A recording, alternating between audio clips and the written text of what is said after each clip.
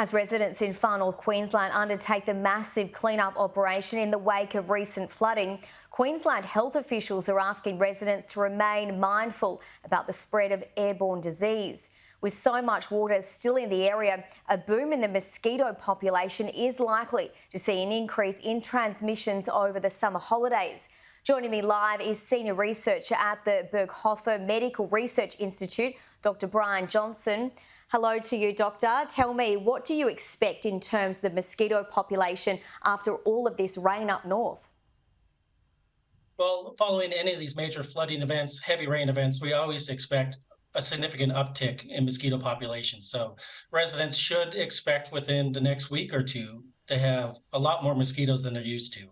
It is Far North Queensland, so we quite used to having a lot of mosquitoes, but again, with this significant amount of rainfall, 1 to 2 meters, once that water starts to reside and become stable, the mosquitoes are going to start laying eggs in that, and the mosquito numbers should increase significantly.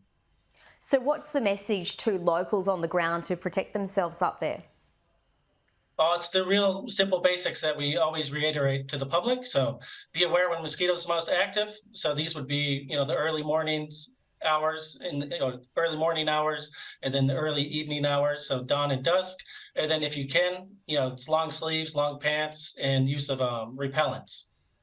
And what are the airborne diseases that you are particularly concerned about, just in general?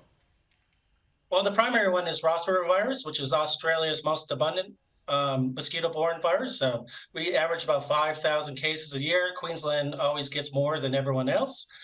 So again, our big outbreaks often are precipitated by these big flood or rain events, typically like what we had seen in 2014, 2015 up in Townsville. So again, we can't be for sure that this is going to increase disease risk, but it's important that residents are aware of that increased disease risk, aware of the issues around mosquito nuisance, and take those simple measures to protect themselves, particularly over the holiday season.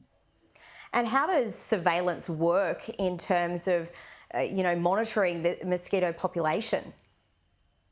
Oh, it's real, for most activities, it's real simple. We hang a trap with a light in it, which we call a light trap. We bait it with dry ice or CO2 out of a cylinder, so it puts out carbon dioxide, which is what we breathe out. So the public health officials will be putting out traps like that.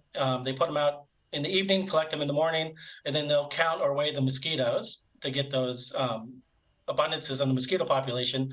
Most of the time on the disease side, we rely on human health notifications through Queensland Health. Thanks for your expertise in that update. Oh, I'm happy to help. Merry Christmas.